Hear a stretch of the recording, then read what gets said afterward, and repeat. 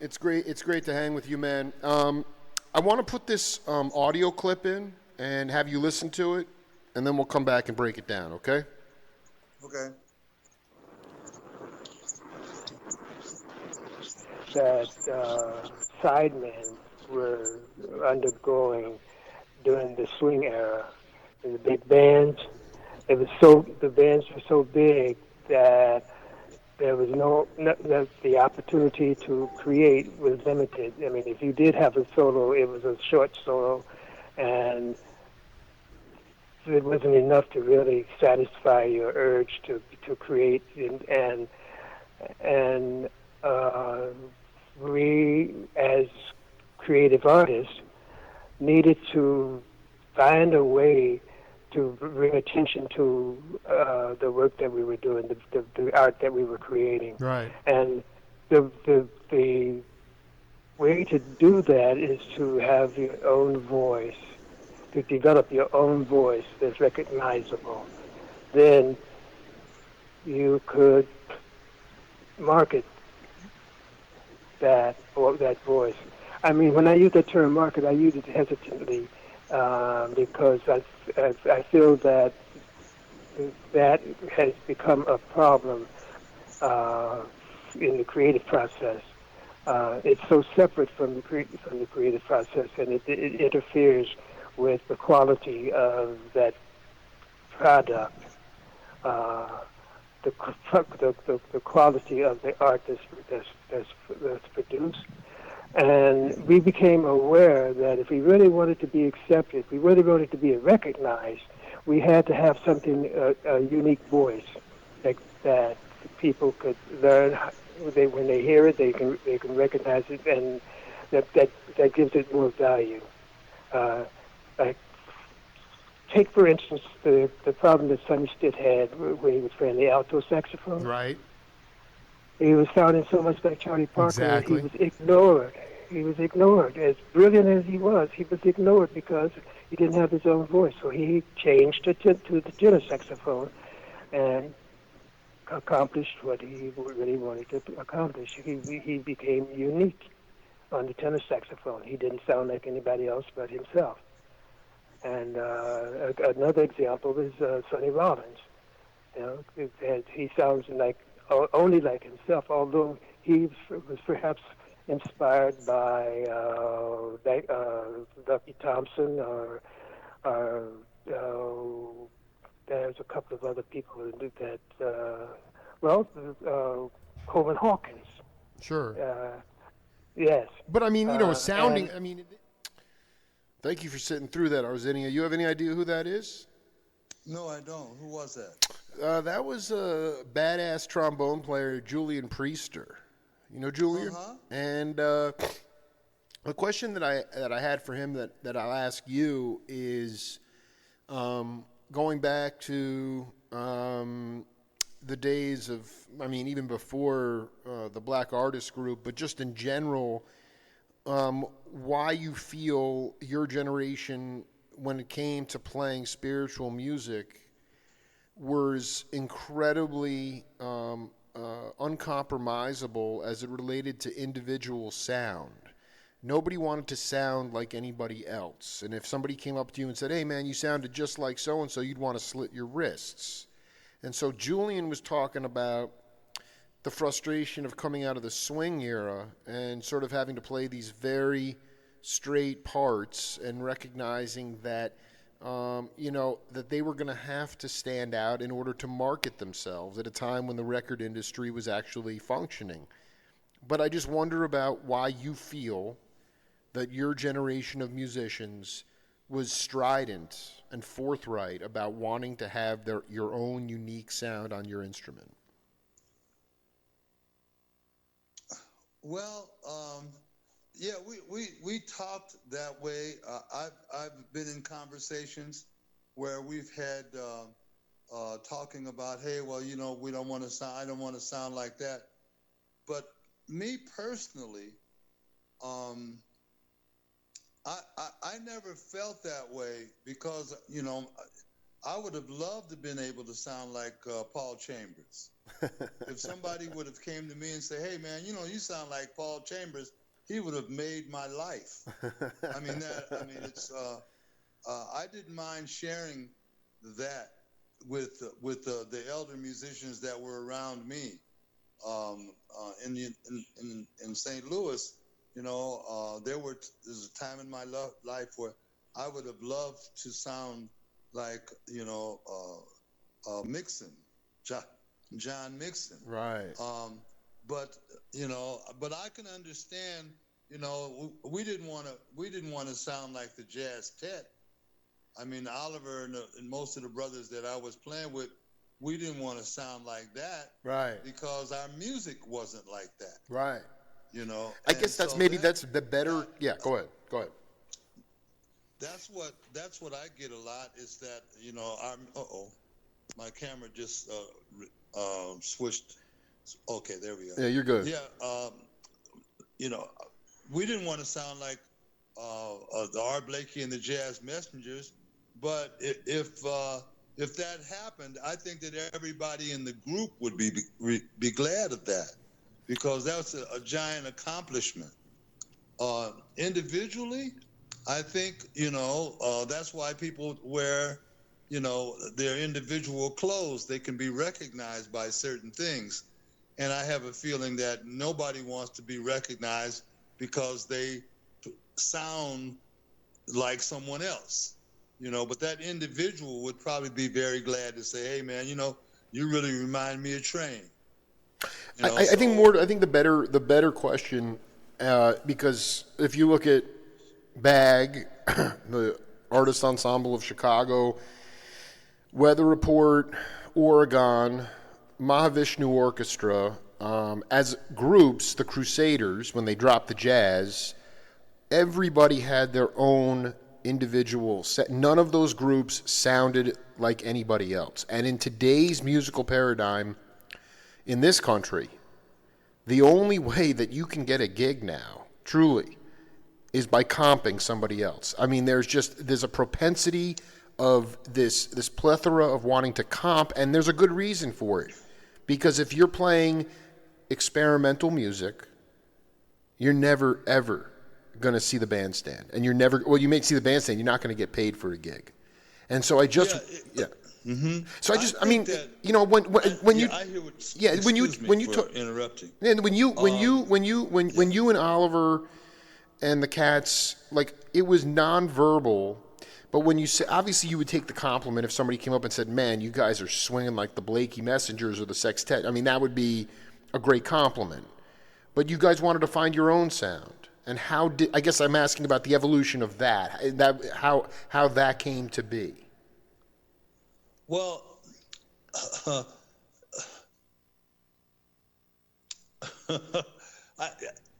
I guess you would just have to be there.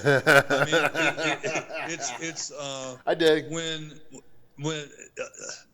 I don't know how to say that, because if you talk to Oliver Lake, if you go talk to Oliver Lake and sit down at a table with Oliver Lake, and Arnett Coleman happens to be sitting in the same table, you will know the difference in their smiles and how they look and how they explain and express things. That is the same thing that happens in the music, where Oliver. I know. Claude Lawrence? I don't offhand, no. Well, Claude Lawrence is an alto saxophone player that lives I think he lives in England now. And I played with him when I was in New York with Dennis Charles. Have you heard that name? No, but I love that you're hipping me to all these cats. So go ahead. Yeah, Dennis Charles played with Freddie Red. Are you kidding me? Oh my God, I'm obsessed with Freddie Red. Great drummer. Freddie Red, man, that dude is so San Francisco's sweet, man, unreal. And so, Dennis Charles, and Claude Lawrence, to me, yeah, and because I hung out with Arnett Coleman, my wife and I, we traveled to Morocco with Arnett, and Clarence Claude Lawrence sounded a lot like Ornette Coleman. In other words, his tone, his phrase structure, his timing was a lot like what Ornette Coleman. And we had a trio in New York called Fountain with Dennis Charles and myself. That's a picture that you put on your website. Oh yeah, Me and the little trio there. Well, that's Claude Lawrence and the drummer Dennis Charles, and he sounded and wrote music a lot like Ornette Coleman. As a matter of fact, when you heard him for the first 5 minutes and you didn't see them, you would think it was Ornette. So that didn't bother him. It didn't bother me. And sometimes when you get into a certain voice of the music, you will sound like the creator of that voice. Now, as the night goes on, and everything becomes more and more fluent, it might change. Ornette's group doing certain solos and concerts, the sound of the group would change, but you would recognize as Ornette, but it wouldn't sound like that group, say, in the first 25 or 30 minutes of the concert. So I think that, the physical realities of playing an instrument at that level with that kind of intensity, it will change during a concert. But as you were talking about, there is an overall ambient sound of the group. Like everybody will recognize Art Blakey. Everybody will recognize the Jazz Tet when they first hear them. And I think that it's just like the signature of a painter or a poet.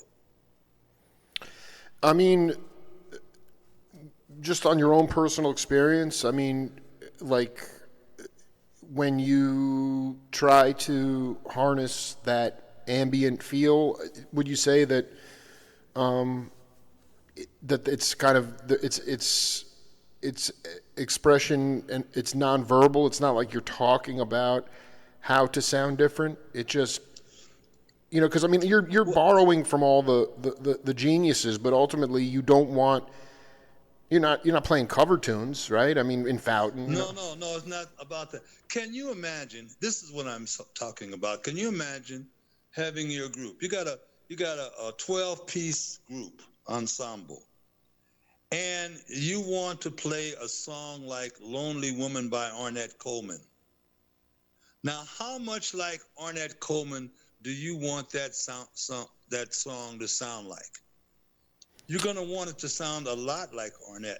It will not sound like that. Right. But there are certain intervals in the tune itself that are indicative of Ornette Coleman, and you want to voice those intervals.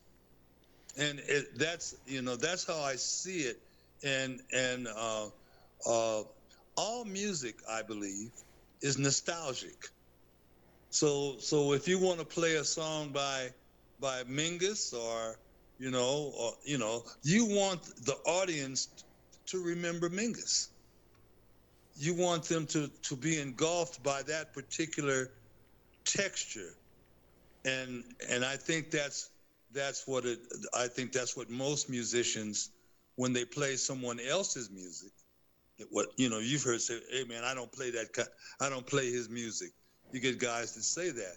But when someone does play someone else's music, the nostalgia part comes in. Nah. There are certain aspects of the song that they want to elevate and bring forward and say, notice this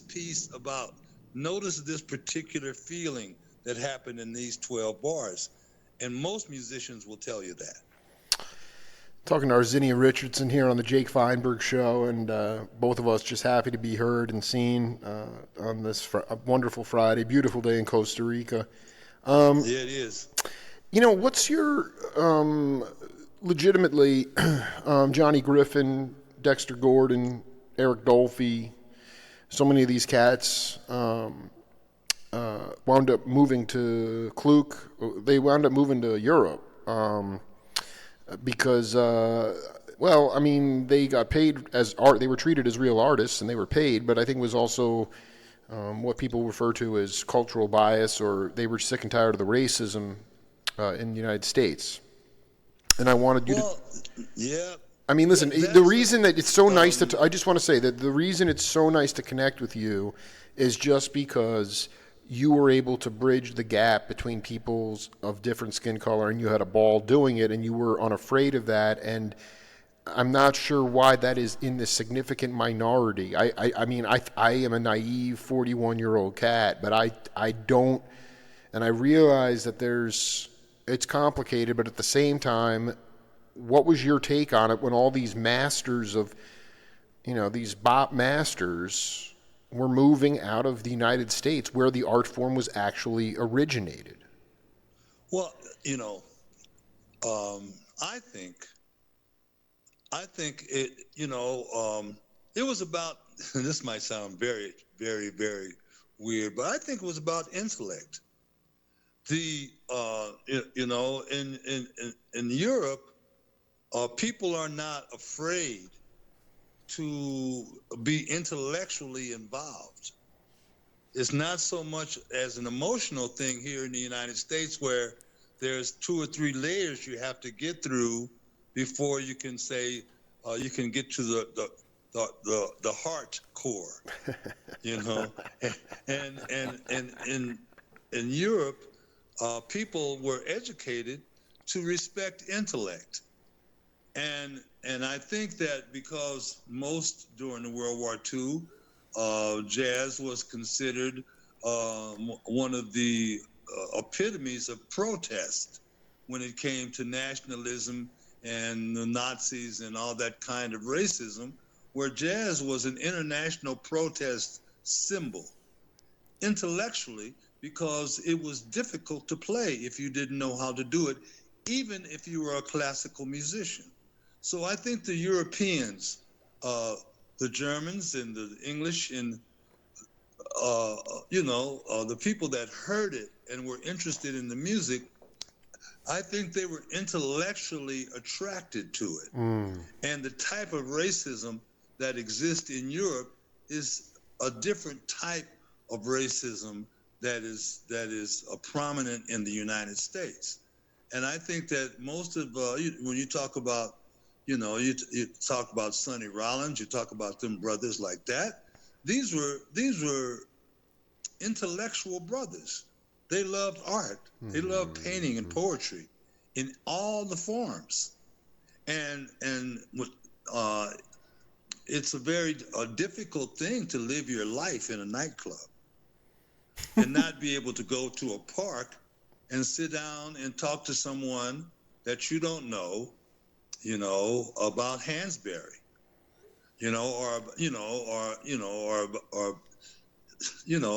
it's like that. And I think that most of the brothers that went to England and lived there, it was an intellectual choice that became comfortable after they were there for a while, because people, before they would look at them as being a black person or, an Indian person or anything like that, they would look at them as artists. And in the United States,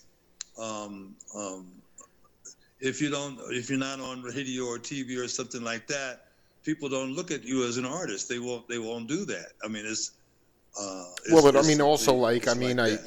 his birthday was this week, and God bless him, Big Black, the great conga player. He okay, I never met him. No, I mean, I had a chance to hang with the cat. He goes hot and cold with Jake Feinberg, but man, he's talking going back to the days of, it's one thing to be considered an artist, but then there's another thing to get paid, sing for your supper.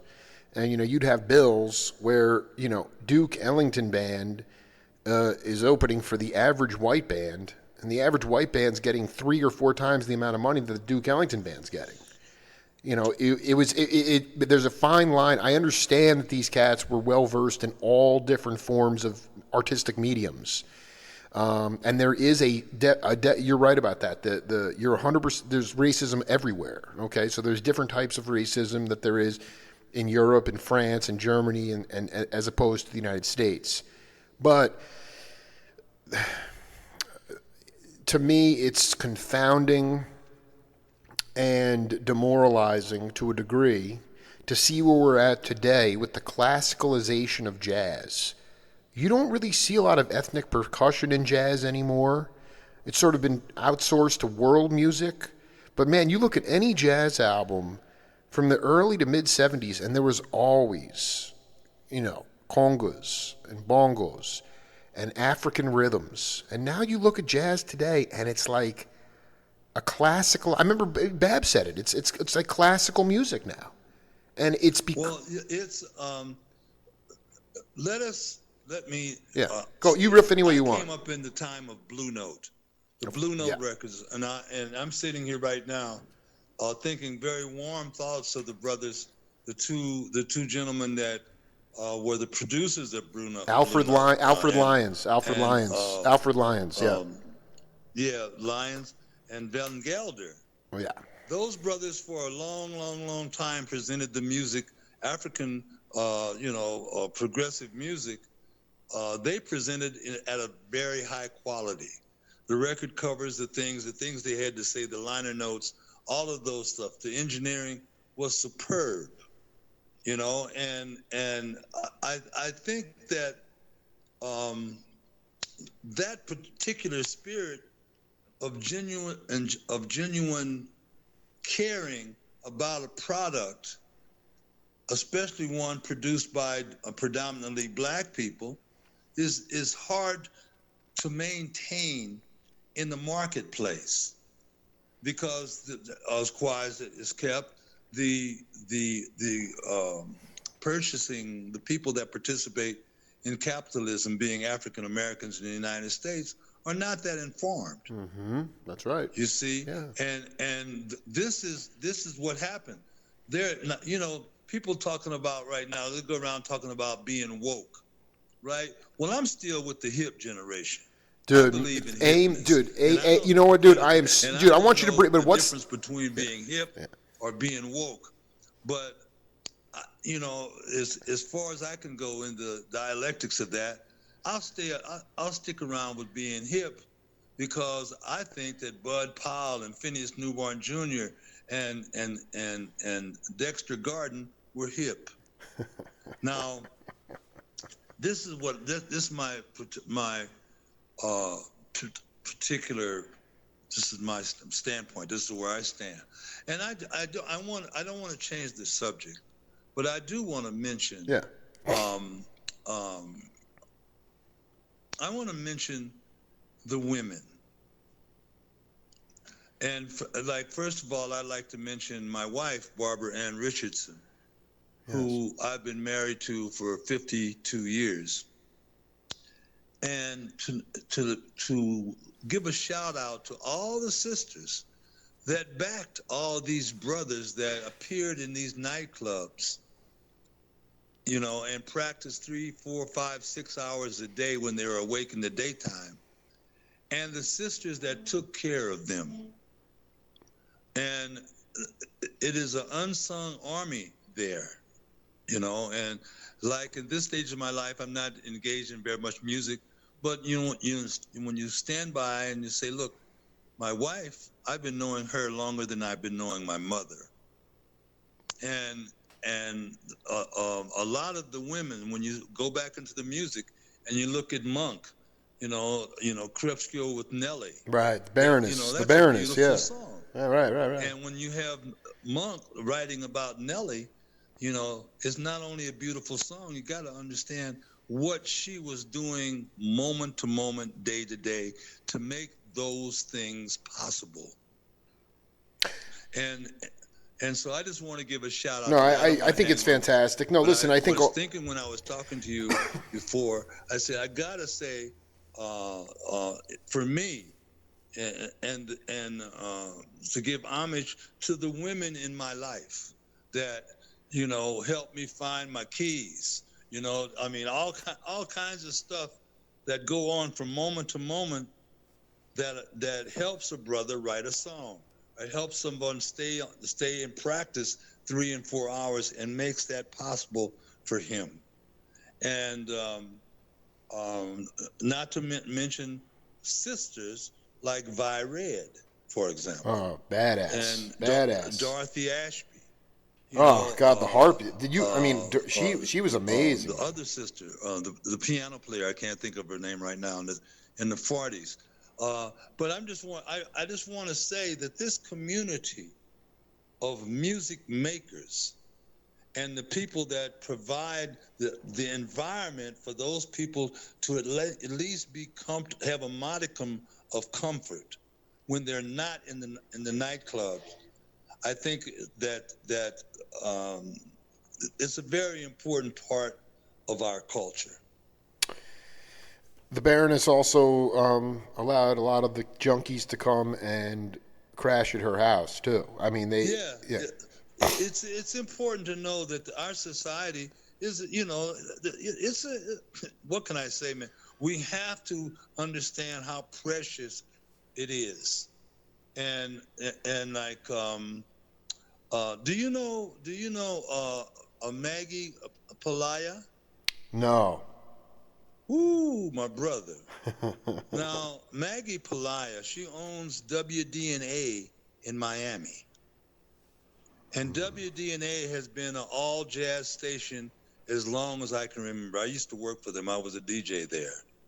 And she has interviewed and been around the music for a long time. She's from Cuba.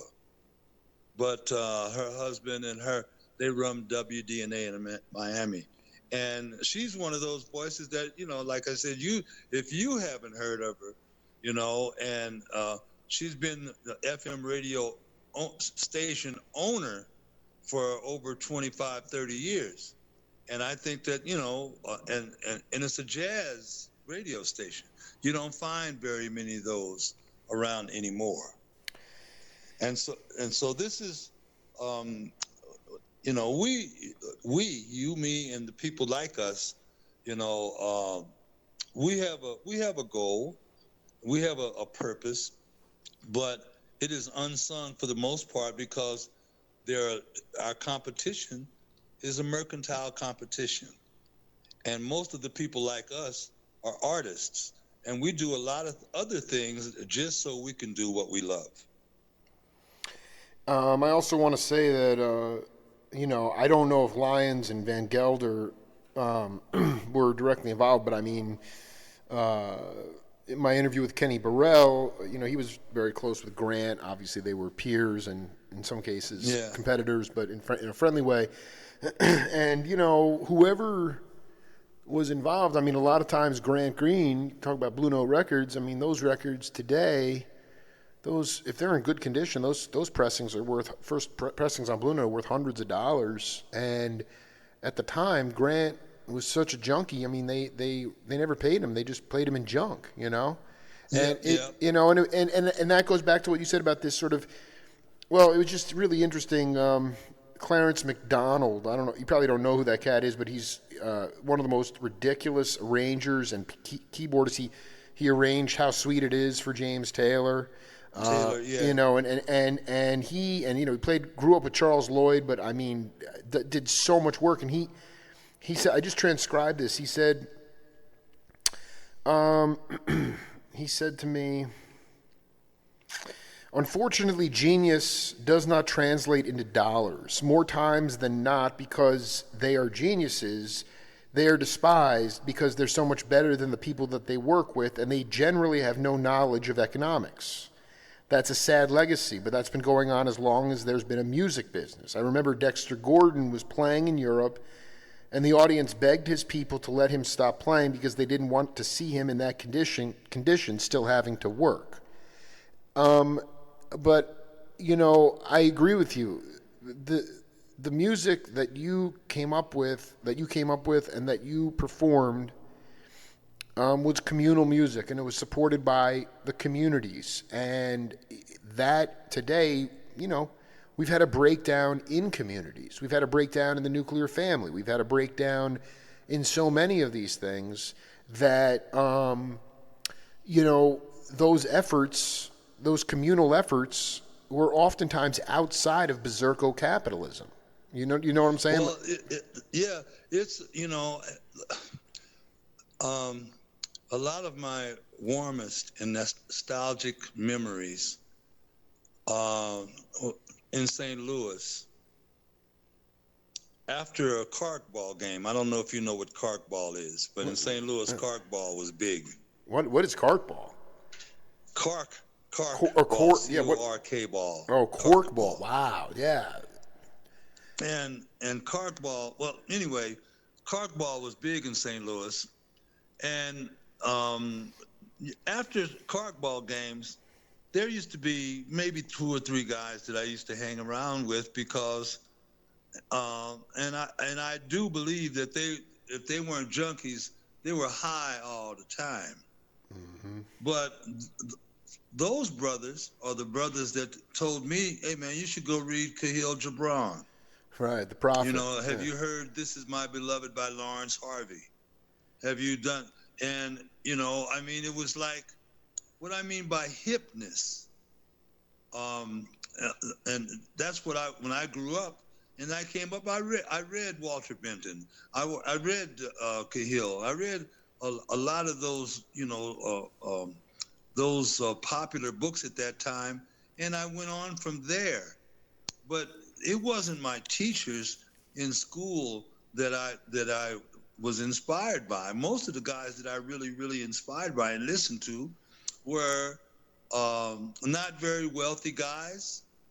They had serious issues, but they were willing to sit down and show you how to play a song, or show you how to hold a corkball bat. Right. They would, show you how to play dominoes, how to count. And, I came up loving that. And so when the music came into my life, I hung around with a master drummer guys, like I mentioned, Joe Charles and Sonny Hamp and Vincent Thigpen and Jerome Harris. And these guys were warm enough to show you what they knew, and then if you didn't get it or you started acting silly, they would tell you about it. And I learned that from them. And as I grew older, the techniques became, because of my own, I guess, intellect, became more in-depth and complicated.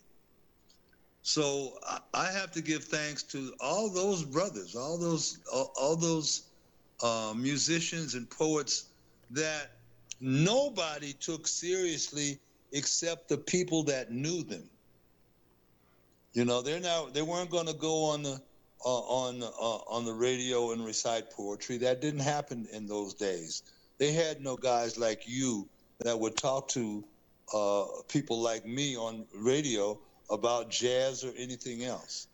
Yeah, So, well, yeah. I mean, I just before we go any further, I actually do want to just please give me a definition of hip and a definition of woke.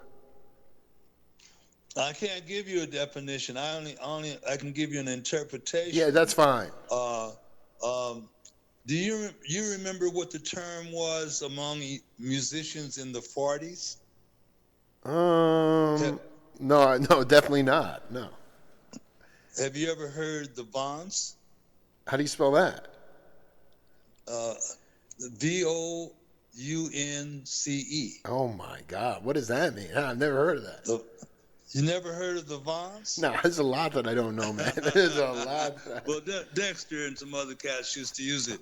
But the Vance. Oh, the idiot savant. The idiot savant. The Vance. The Vance was, the style of presentation. Oh. Generally, the Vance is what happens when you walk in the room. The Vance. And so the hipness let me give you a hip concept. Dig. Okay. You can count the seeds in an apple, but you can't count the apples in a seed.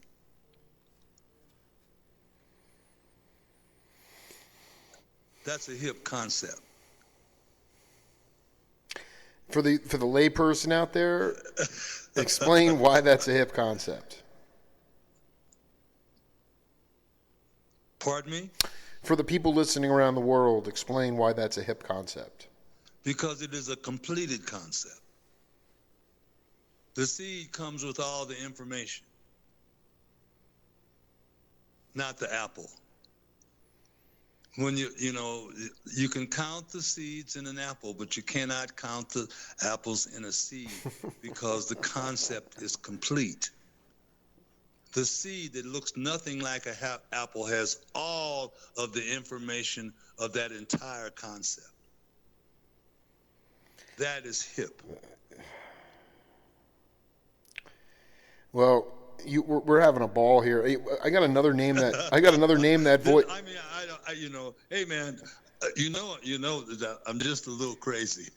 No, I mean that's a good thing too. Listen, I do feel that woke. When I hear woke culture, the minute I hear that, I think somehow it's politically correct, and therefore you can easily offend people. And I don't. And the cats that you mentioned that are hip, they weren't going out of their way to. They were beautiful people, but they were going to play the music they wanted to play, and they were not interested in whether they offended people or not.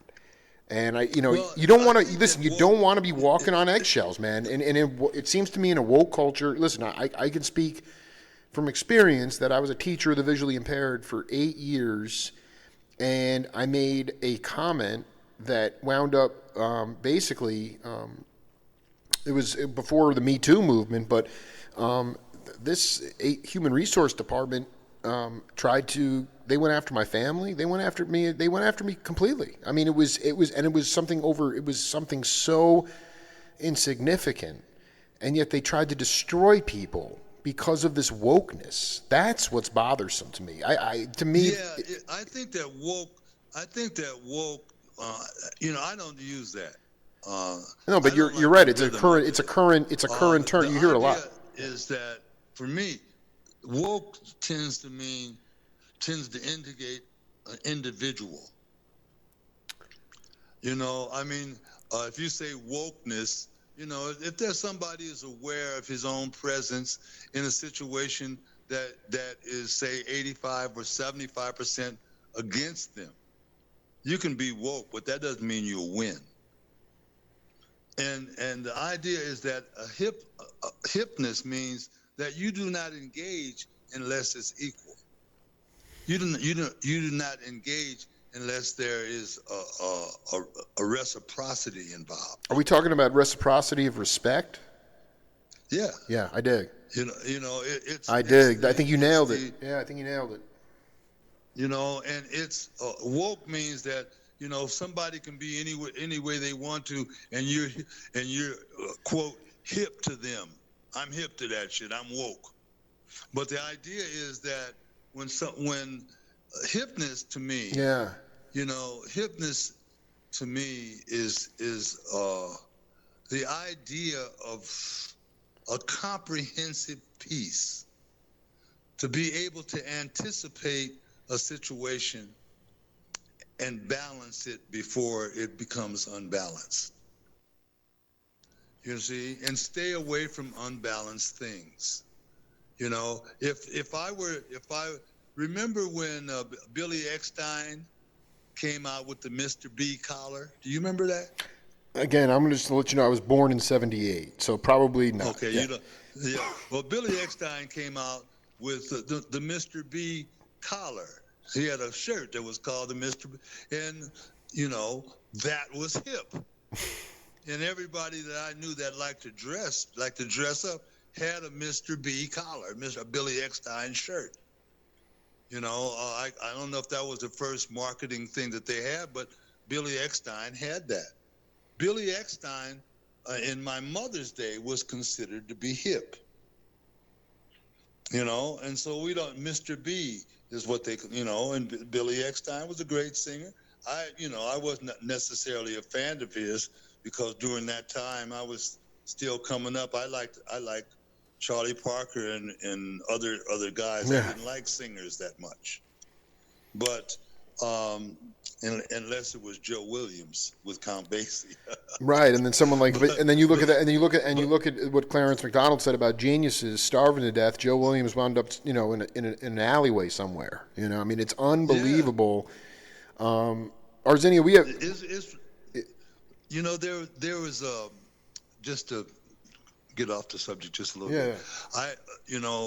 When I was thinking about talking to you yesterday, I was thinking about that, and I said, what if this guy asked me what are my favorite this and this and this and this, and one of the songs popped into my head, and it was Joe Williams and Lambert Hendrickson Ross together. And pardon me? They were singing together. Yeah. All four. I've never. Well, what tune is that? You take your New York joys. I'm going to Illinois just as fast as I can. You had never heard that before? No. You New York women make a fool out of any man. You play all sorts of games and you cheat if you can. Use love like a tool, make a man a fool. What a beautiful model. That's Joe Williams and Lambert Hendrickson Ross. Going to Chicago Blues, maybe? Yeah, man. Oh, yeah, man. Going to Chicago. And I heard that song when I was, 13? I have never forgotten it. I learned how to bow that on my bass fiddle. Do ba boo do boo do. I thought that was hip. I love this. The blues like that. So, I don't know. A lot of the brothers that you talk to took our music and its implications seriously. And you have to be there. It didn't work in the African community as a whole. They did not take our music seriously in the way that it was offered. We got sucked up in the commercialism of it without understanding the viciousness of how it was dealing with our artists. And I think that has proved devastating to a lot of our creative artists. And here we are today. I don't know what to say. I can't hear any good. I think that we got hypnotized by electric guitars. I think that why would you need a synthesizer when you can have someone that can actually play a piano? I understand that if I have my Moog synthesizer, that I can synthesize a violin section. I can do that, and then I can make some music that somebody might listen to it and they can do it better than I do. And all of a sudden you have almost all of the violin players in the United States out of a job. Nobody making violins. Well, I mean, it's like that. We have another Name That Voice. I'm not sure if you've crossed paths with this cat, but I want you to pay attention to the content, and okay, we'll come back and break it down. When it comes to the Grateful Dead, when it comes to me organizing that music and doing arrangements for my own octet, the Grateful Dead music. I mean, that music inspired thousands of people. They probably have had one of the strongest audience base in the United States. They did very well in their careers, and at some point you have to respect every kind of music. And the fact is, when I did these arrangements, they were very aware and very thankful that I had put it in the jazz format. So I mean, they were with me in this project. Even though They didn't appear. Only Bob appeared in it, but they were definitely behind me at every step. And as far as Arnett Copeland, I'm here at the Visions Festival tonight, and after this, I'm going to go up and visit Donato's loft, which was Arnett Copeland's loft, and I love the music of Arnett Copeland, and I understand that he did sit in with the Dead as well as Branson Marsalis.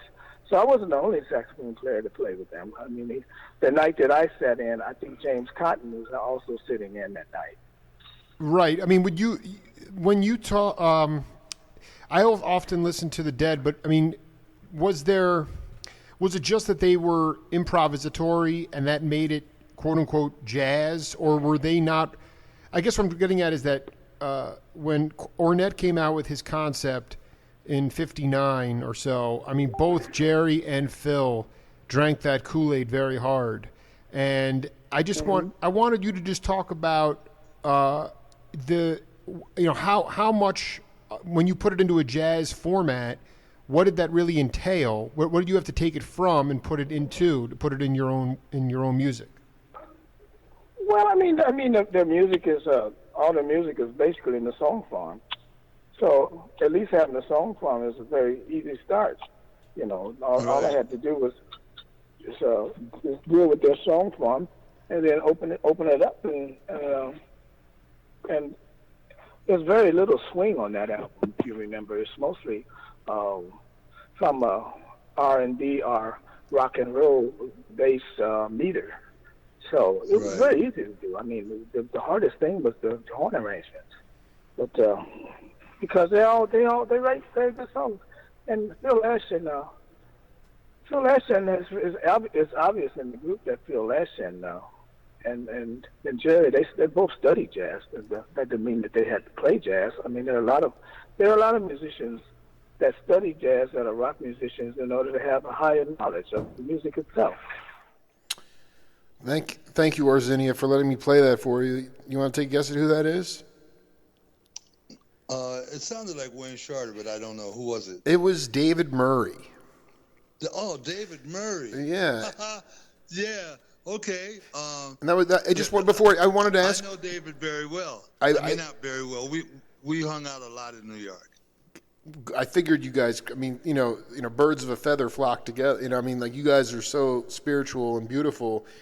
But he was talking about he took Grateful Dead songs and made an album with his octet of those tunes, and I'm always trying to get at this thing because I mean Jerry at a certain point in the early '70s started to play with Merle Saunders a lot because Merle was actually a good bebop player and could work on jazz lines with Jerry because Jerry realized that he was kind of stuck in his playing. And I think it's fair to say, if I could ever talk to the cat, that Phil Lesh was the guy who basically was like, let's drop the bar lines on the music and just play free, which is kind of an aesthetic of jazz. But none of those guys had the chop. I mean, Jerry couldn't play. They weren't playing jazz standards, but they would leave. No. They would leave the head of the. See, I want you to break down. I think that what like we talked about this the last time we spoke. When you play rhythm and blues, or you play rock and roll, there's not a lot of variations. Right. In the pattern of the chord changes. Right.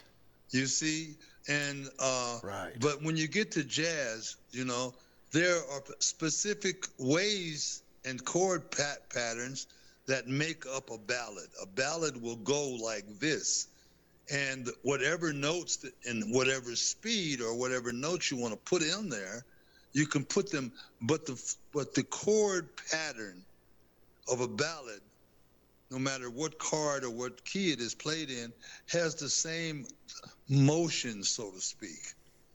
And that is, with rhythm changes, with playing the blues is a pattern. Rhythm changes is a pattern of chord structure, and ballads like that, it's a pattern. Well, rock and roll doesn't have that. rock and roll is like the brother said, is based for mostly singing, and it's not really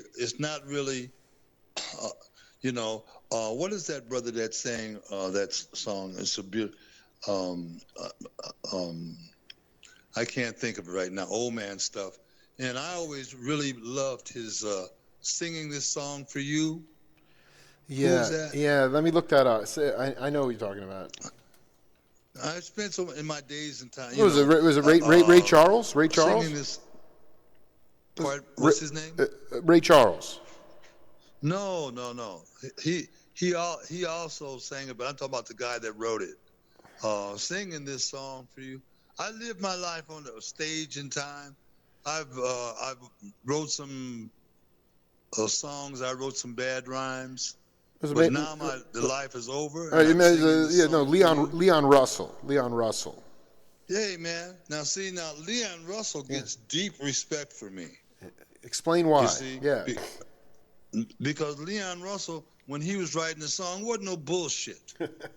It was, like I was telling you before, like Julius, it was informed music. You know, rock and roll is, as far as I'm concerned, I'm sorry, but rock and roll is not informed music.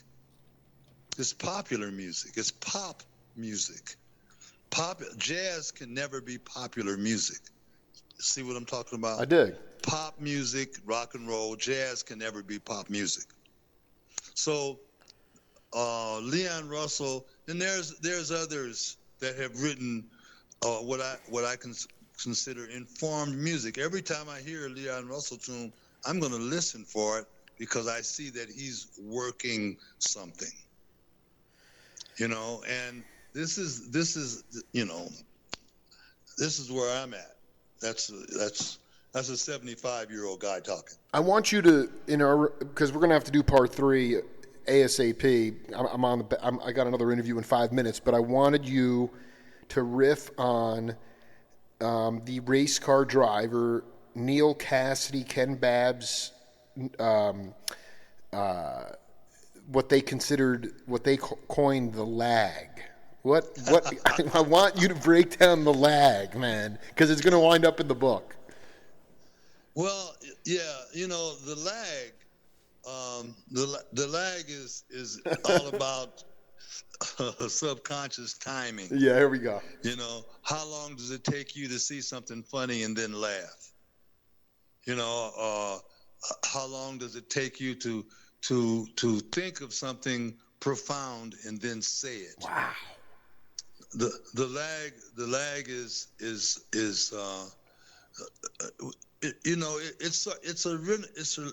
the body's way of making rhythm out of consciousness. Wow. Damn. What? I'm just trying to process that because sometimes I tend to, I'm not sure if there's any lag time with me, and sometimes when I'm just riffing off the cuff, some people will say, "Oh yeah, you're doing it now." Yeah. You say, I don't know if there's anything with me, but I'm taking off the cuff. That's the lag. That's the rhythm in it. I hear you thinking about it. I hear you being concerned about how I hear you. Yeah, I'm thinking more along the lines of when I write books or when I'm putting books together, I find myself going back to interviews like the one we're doing, and when I hear myself really in that rhythm, that beautiful rhythm, oftentimes my words speaking come out much better writing-wise than anything I would sit down and try to write. Every time, usually. Well, hey man, I don't know if it was because I'm getting old or not. I can write something down, and, I try to be as hip as possible when I'm writing. But when I write down, I say, damn, man, did you write that? That sounds really good. It doesn't sound like anything you would say. You see, I often find myself in the opposite way, is that I could sit down and try to, but my anxiety or lack of patience gets in the way. So oftentimes when I'm on the radio articulating this stuff, whatever comes out of my mouth is often really much more eloquent and beautiful than anything I would try to sit down and write. So I've just discovered that over time, you know. I mean, it's like you know, you're 41. You know, that's gonna change in the next 5 years. no, don't. Give me 10. Give me 10. 10. Yeah. Okay. No, it's gonna change. It's gonna get better. You know, and this is the thing, because you know, when you add experience to all the stuff that you know right now, when you add experience to that, it's gonna change. You know, your heart core will let you know how far it has changed. You know, it's like that. Arzinia, let's try to do another installment early next week. I'm not sure when you have to pay bills in Costa Rica. Maybe Monday, but maybe we'll try to do it on Tuesday or something. Yeah, it's the first of the week. We're usually scrambling around the house to get everything straightened out like that. But after the third of the month, everything calms down. Well, then we'll plan on maybe the 5th. We'll be in touch before that. Try to have the check here at least by the 2nd. Yeah, dude, I'm living high on nickels and dimes, baby. All right. Yeah, man. It's always a pleasure, Jay. Dude, Arzinia, man, thank you for going there with me, man. It's always a pleasure, brother. Have a beautiful day, man. I'll talk to you soon. All right, boss. Later on. Bye-bye. Bye. Just a master. Just another master. Arzinia Richardson, live on the Jake Feinberg Show. We'll be back with Dango Rose.